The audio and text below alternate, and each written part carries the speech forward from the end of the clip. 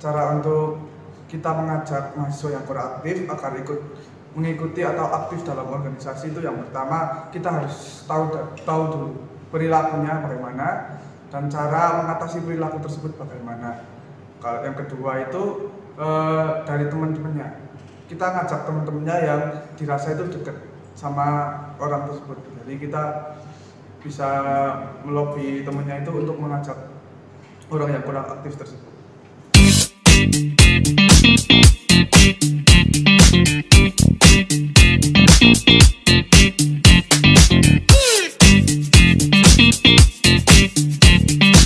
Untuk yang pertama pastinya saya akan melakukan pendekatan emosional kepada dia agar dia itu merasa dianggap. Biasanya kan kalau anak gak mau ikut itu mungkin dia merasanya belum dianggap, gak ada yang menganggap. Jadi ya saya melakukan pendekatan emosional dulu, saya bilangnya sedikit demi sedikit agar bisa dapat mengikuti kegiatan dari MSC itu.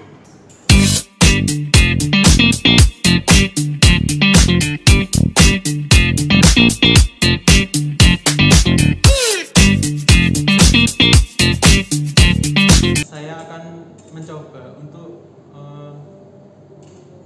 menekan kepada jiwa emosional anak tersebut. Jadi untuk pertama saya akan mencoba untuk melakukan sebuah diskusi tatap mata. Jadi saya akan menjelaskan seberapa penting proker tersebut.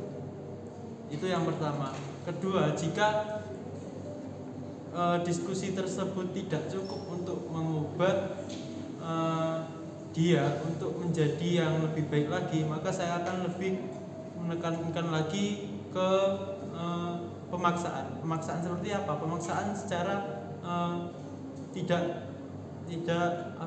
menggunakan tindak kekerasan, tapi lebih ke omongan, kekerasan dalam omongan. Jadi saya akan mencoba untuk lebih menekankan lagi kepada dia sehingga nantinya dia akan berubah seperti itu.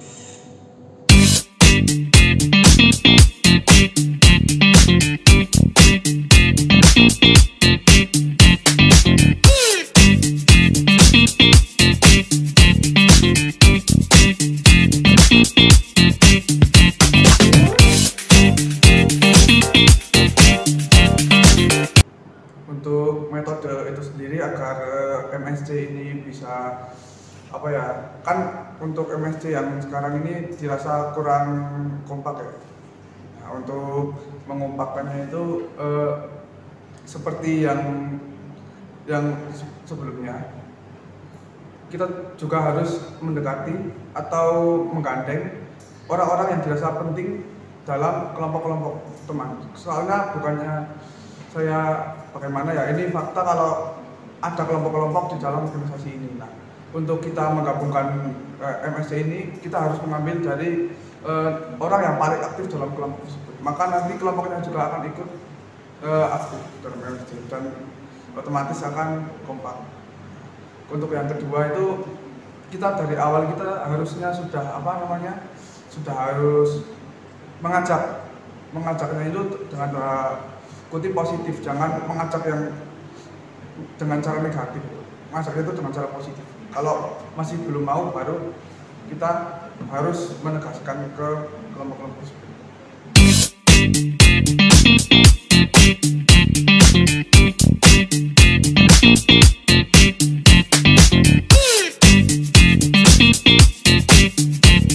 Metodenya ya mungkin sering kumpul, terus kalau ada masalah ya cepat diselesaikan. Intinya sebagai penengah lah.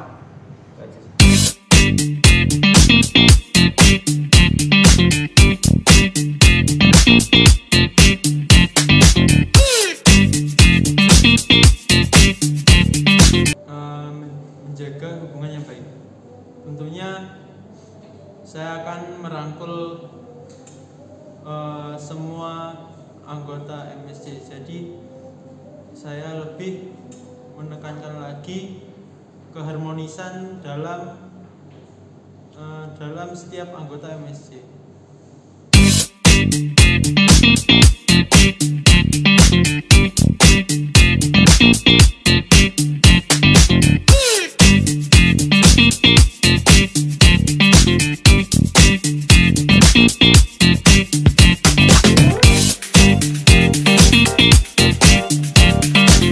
Untuk perbedaan pendapat, kita seperti biasa pertama harus melakukan diskusi terlebih dahulu.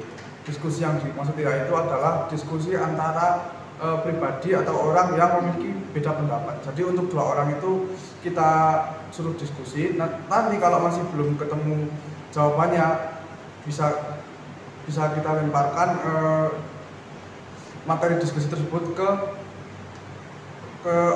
organisasi. Nah, kita bisa melihat sudut pandang dari teman-teman yang lainnya, baiknya bagaimana.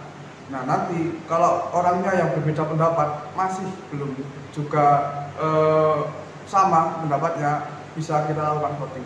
Terima kasih.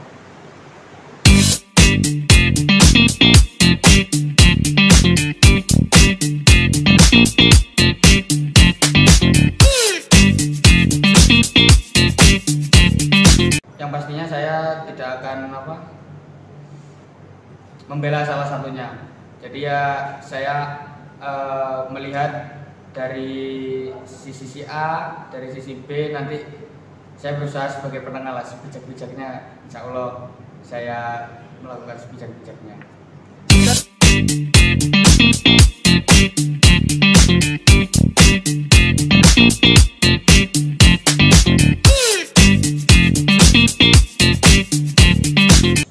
Cara mengatasi perbedaan pendapat, saya akan mengumpulkan beberapa pendapat tersebut menjadi satu. Nantinya dari beberapa pendapat tersebut saya akan mendiskusikan lagi kepada seluruh quorum yang ada. Jadi nanti semisal ada beberapa perbedaan pendapat yang terjadi di antara semua quorum, nanti saya akan mengumpulkan beberapa pendapat tersebut yang nantinya akan seleksi pendapat mana yang lebih baik digunakan, seperti itu. Jadi ketika salah satu pendapat sudah ditemukan bahwa pendapat tersebut sudah menjadi solusi yang terbaik di antara beberapa pendapat yang lain, saya akan memilih pendapat tersebut untuk nantinya menjadi sebuah pendapat yang akan digunakan.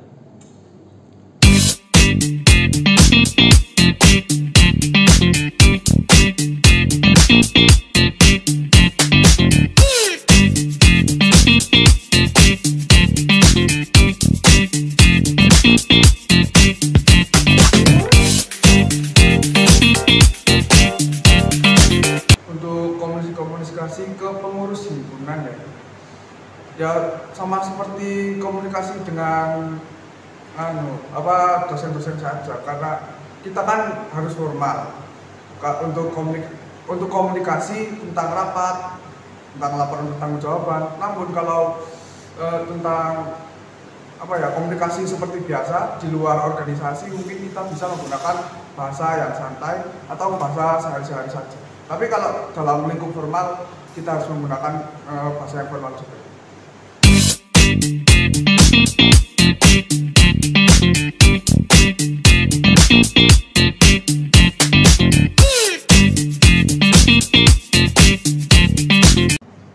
Ini kan sudah ada WhatsApp, nah itu nanti bisa saya share di grup kayak gitu. Bagaimana Anda akan mengatasi potensi konflik internal dalam organisasi sebagai ketua umum? Kalau konflik internal itu akan saya dudukkan, yang punya masalah itu saya dudukkan, saya selesaikan, saya kulik lah masalahnya seperti apa, nanti kita cari solusi bareng-bareng.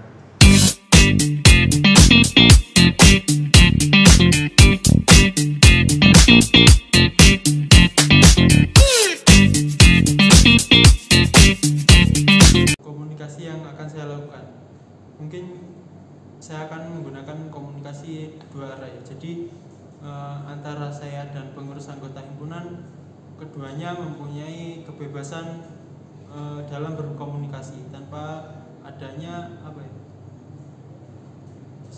sebuah kesungkanan antara keduanya dalam berkomunikasi, dalam menyampaikan apa yang ingin dia komunikasikan. Jadi saya lebih menghargai komunikasi dari kedua pihak seperti itu.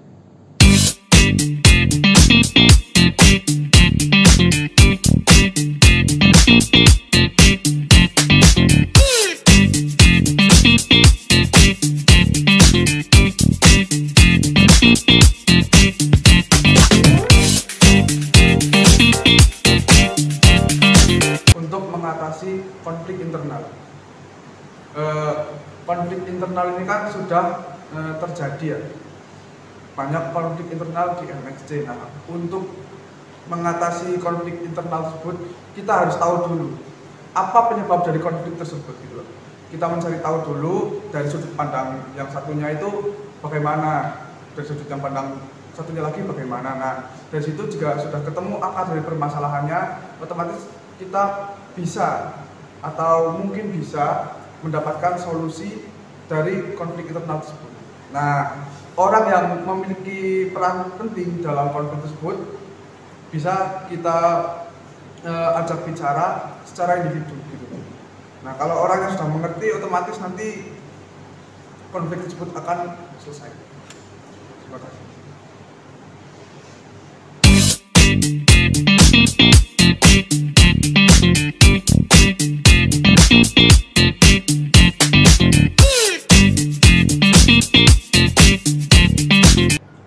Itu ya memaksimalkan itu sih program kerja yang ada di himpunan itu agar teman-teman maksimal lah untuk menjalani program kerjanya.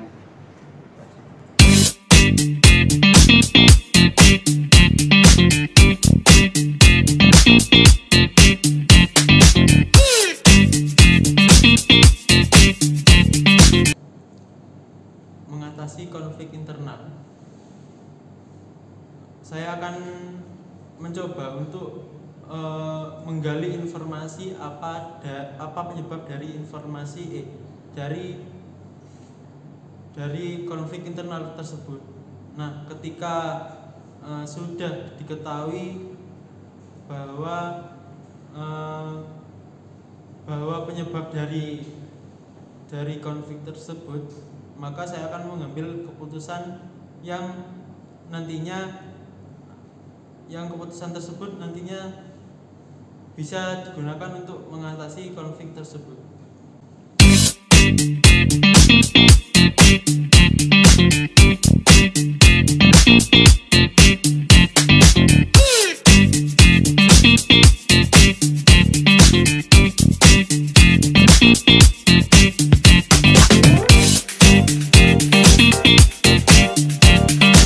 Cara mengevaluasi program dari MSC dalam konteks pendidikan. Untuk cara mengevaluasi seperti sebelumnya dalam himpunan ini ya kita mengevaluasi itu seperti biasanya saja. Nah, namun dalam evaluasi tersebut kan masih belum efektif. Agar efektif, menurut saya dalam mengevaluasi ini tidak harus langsung satu himpunan ini langsung dievaluasi gitu. Jadi untuk pengevaluasian ini harusnya ini yang datang atau yang dievaluasi ini orang-orang yang menurut kita itu cukup penting saja, seperti yang memiliki jabatan, yang memiliki peran penting dalam program tersebut, atau orang-orang yang memang terlibat dalam program tersebut gitu. Kalau agar efektif, nah efektifnya itu mungkin ya dari yang kemarin ini kan kurang efektif kan memang dari angkatannya atau dari anggota himpunannya ini dari awalnya sudah kurang efektif. Nah, untuk mengefektifkan mungkin dari jauh-jauh hari ya kita sudah harus menyampaikan atau ngomong atau apa ya istilahnya, agar orang itu tuh harus tahu dulu kalau kita ini akan mengadakan pengevaluasian.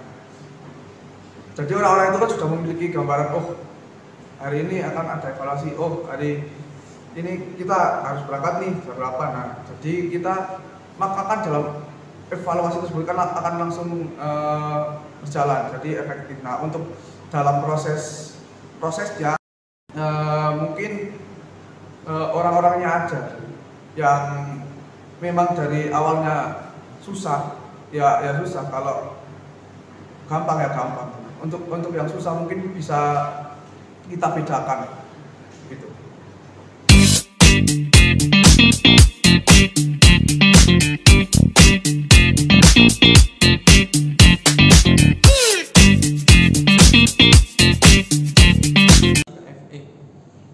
Cara mengatasi keefektifan sebuah program kerja.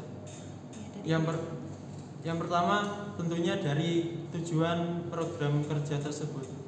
Apakah program tersebut sudah memenuhi memenuhi tujuan yang sudah ditetapkan. Ketika program kerja tersebut tidak memenuhi tujuan yang telah ditetapkan, maka akan ada beberapa pertimbangan lain yang tentunya saya akan didiskusikan untuk untuk menemui jalan keluar, apakah program tersebut nantinya perlu dilanjutkan atau tidak. Terus dari yang kedua yaitu peminat dari program kerja tersebut. Apakah dari program kerja tersebut sudah sesuai dengan peminat yang ingin ditentukan. Semisal dari program kerja tersebut tidak adanya peminat yang sesuai dengan jumlah peminat yang telah ditentukan, maka nantinya akan ada evaluasi dari program kerja tersebut, apakah program kerja tersebut dapat dilanjutkan atau tidak gitu.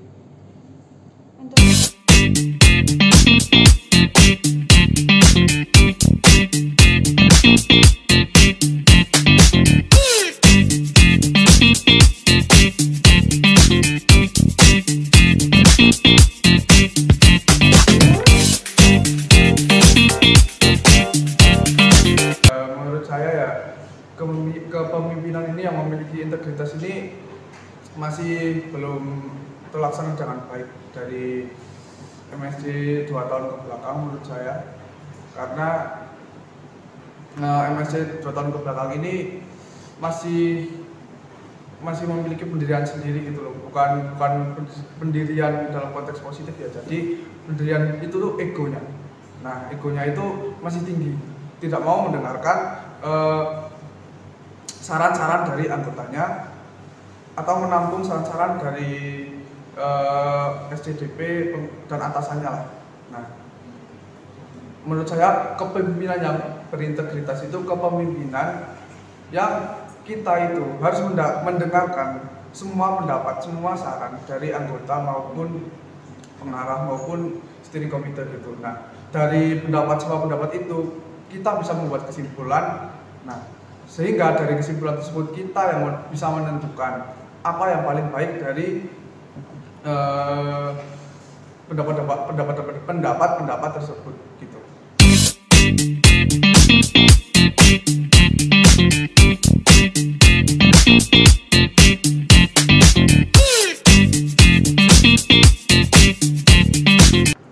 Integritas ini kan menyatukan ya.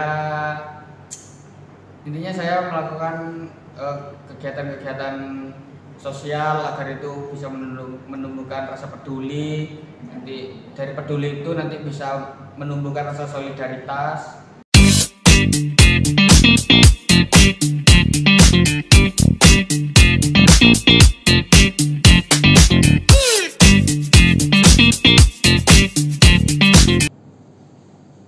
Tentunya kalau berbicara tentang integritas itu sangat dibutuhkan pada sebuah organisasi himpunan. Jadi saya lebih mengedepankan integritas tersebut dalam himpunan tersebut. Cara menerapkan integritas, tentunya yang pertama saya akan mencoba untuk menanamkan jiwa-jiwa integritas pada setiap anggota MSC. Ketika semua anggota MSC sudah mempunyai jiwa-jiwa integritas, seharusnya integritas nilai tingkat integritas MSC bisa ditingkatkan.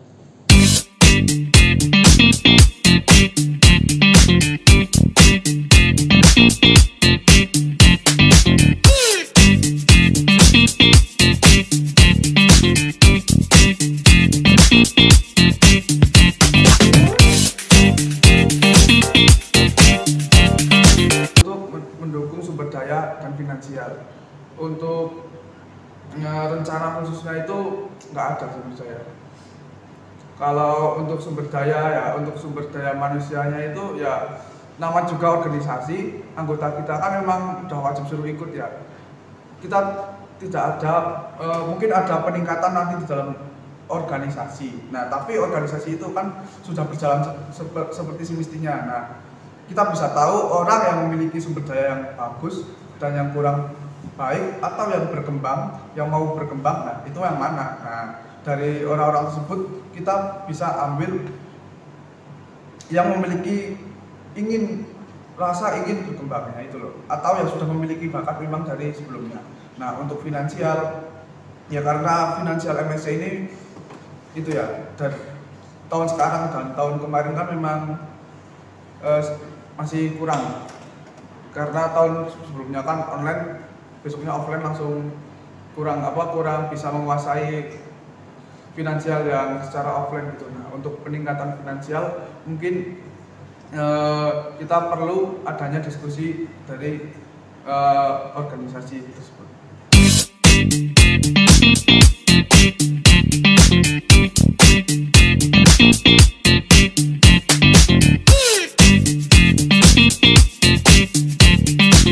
Untuk meningkatkan finansial itu nanti kita lihat peluang kedepannya. Kan proker-proker kan ada yang perlombaan. Nah itu kalau sekiranya peluangnya itu besar, itu nanti bisa kita adakan. Kalau semuanya enggak ya kita enggak adakan.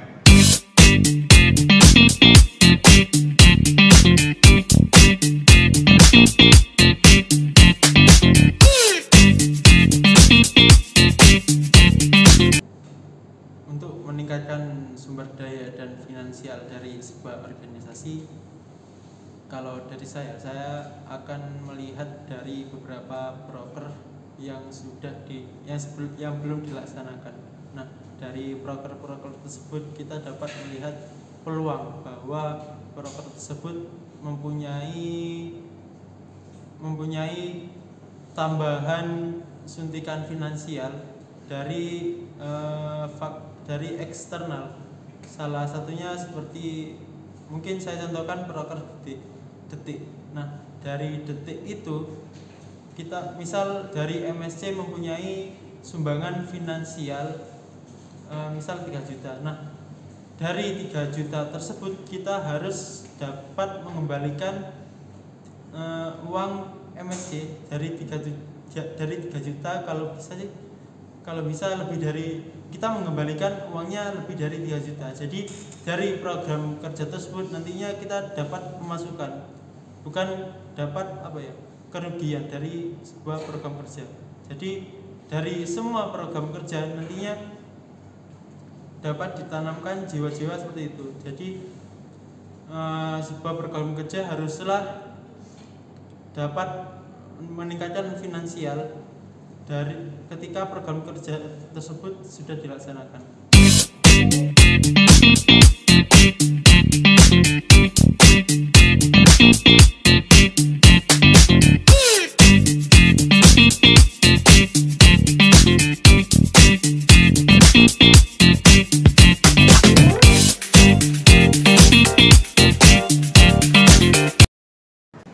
Cara memastikan transparansi dan akuntabilitas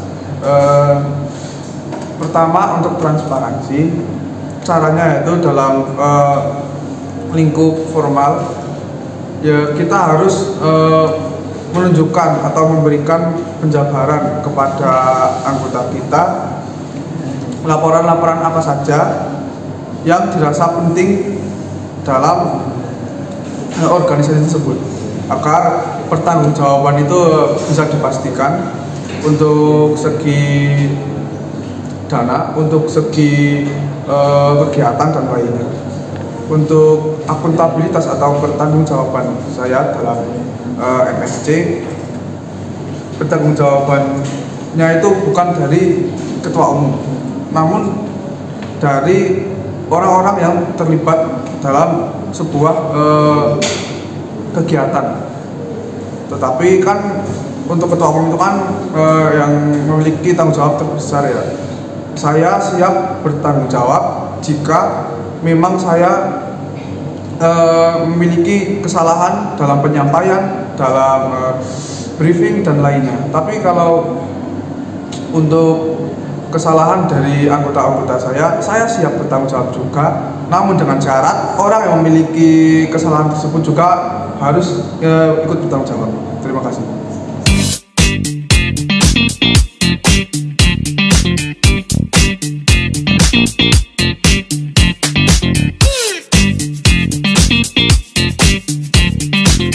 Dalam kegiatan organisasi sebagai calon ketua umum. Yang pasti kan nanti ada yang namanya orasi. Nah, di waktu orasi itu akan insya Allah saya maksimalkan lah, biar mereka berpartisipasi untuk pelaksanaan ini, pemilihan caket tunggu.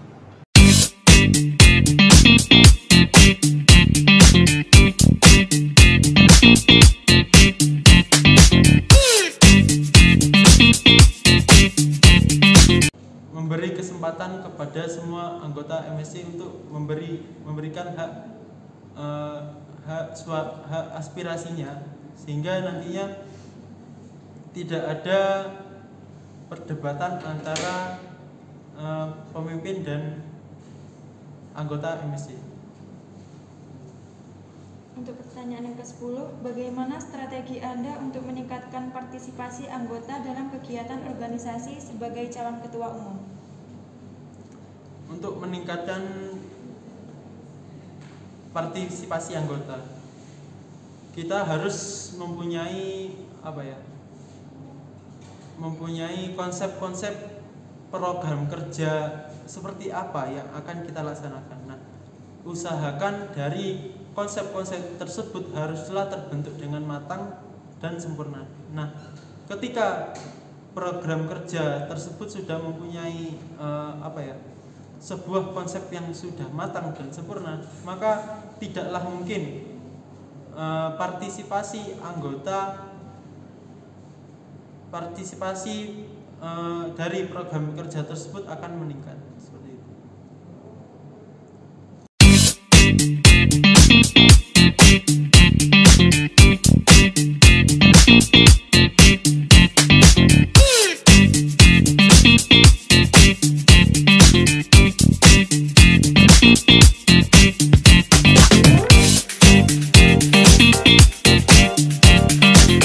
Untuk meningkatkan partisipasi ya dari anggota MSC ini, pertama itu kita harus melibatkan semua anggota dari MSC untuk mengikuti kegiatan-kegiatan dari setiap bidang-bidangnya. Nah, itu yang pertama. Untuk yang kedua, kita harus memiliki itu loh, namanya yang kita harus pengakuan prestasi dari anggotanya. Jadi kalau misal anggotanya itu sudah melakukan job desk-nya dengan baik, kita harus mengucapkan terima kasih, memberikan sebuah bingkisan atau ucapan lainnya. Nah, itu bisa meningkatkan orang-orang itu jadi pengen ikut loh, karena itu asik loh gitu. Untuk yang ketiga itu komunikasi yang efektif. Nah, kita juga harus memiliki komunikasi yang efektif antar anggotanya. Karena itu bisa menjadikan sebuah faktor utama dalam partisipasi anggota MSC ini untuk mengikuti kegiatan-kegiatannya. Dari komunikasi yang efektif, anggota itu menjadi tertarik, menjadi mau. Kalau komunikasinya dengan cara yang tidak baik, pasti tidak mau. Terima kasih.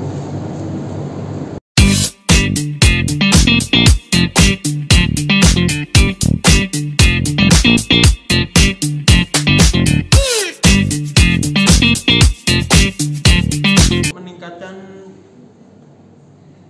partisipasi anggota, kita harus mempunyai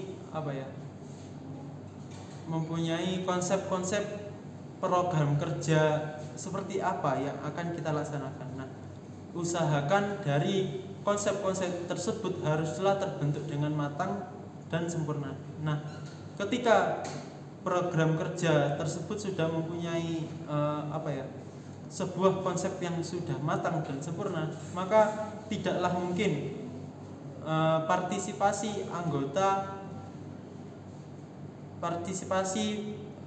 dari program kerja tersebut akan meningkat. Seperti itu.